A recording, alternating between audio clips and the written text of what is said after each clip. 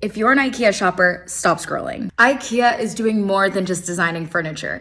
They're on a mission to reduce their carbon output, and you're going to want to hear this. So here's the tea.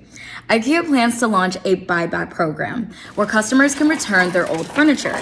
Instead of going to a landfill, these pieces get refurbished or recycled. It's a win for your wallet and the planet. IKEA aims to move from fast furniture to slow furniture, using renewable and recyclable materials for affordable, long-lasting pieces. Ooh, this is nice! And while their meatballs are iconic, get this, IKEA is aiming for 50% plant-based meals in their global restaurants, pricing them lower than meat options, making sustainable eating more affordable and accessible.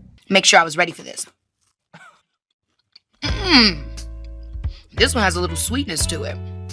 One step at a time, IKEA is pushing for a more sustainable way of shopping and making it easier to choose eco-friendly options in our everyday purchases. What do you think about IKEA's sustainable mission? Drop your thoughts in the comments and follow the cooldown for more.